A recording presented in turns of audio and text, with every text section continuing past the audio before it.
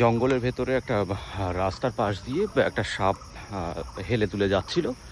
তো পাশে একটা গাছে বোলতার চাক ছিল, তো সেখান থেকে কিছু বোলতা এসে সাপটাকে কামড়ানো শুরু করলো। তো সাপটা তো পুরো নাজেহাল হয়ে যাচ্ছে, যে বারবার কামড়াচ্ছে, প্রচণ্ড রেগে যাচ্ছে। তো সাপ ঠিক করলো যে এই বোলতাগুলোর উপর প্রতিশোধ নিতে হবে। তো হঠাৎ করে দেখে দূর থেকে একটা গাড়ি আসছে।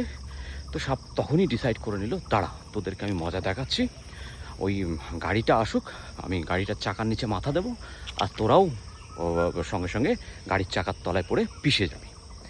তো যে ভাবাও শেষ, গাড়ি চলে আসলো, আর সঙ্গে সঙ্গে আবার বোলতাগুলো কামড়াতে আসছে, ও মাথা নিয়ে গিয়ে চাকার নিচে দিল। তো যেটা হলো, বোলতা উড়ে গেল।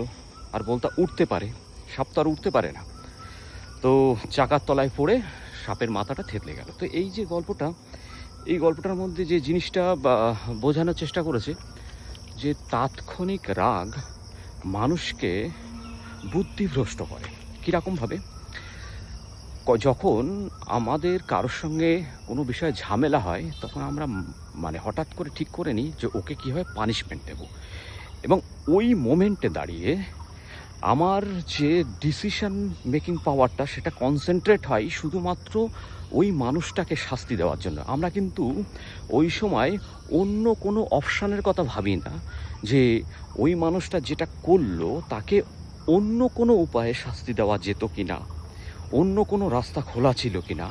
কারণ ওই যে বললাম, রাগ আমাদের বুদ্ধিকে শুধুমাত্র একটা বিষয়ে কনসেন্ট্রেট করতে শেখায় ওই সময়।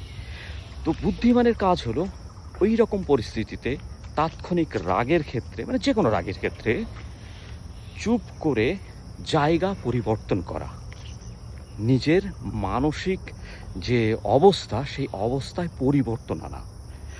শান্ত অবস্থায় আমাদের ভাবনাগুলোর ক্ষেত্র বৃদ্ধি পায়, ডাইমেনশন বৃদ্ধি পায়, সেটা করা। তা না হলে এই সাপের মতো নিজেদেরও মাথা কাটা যাবে।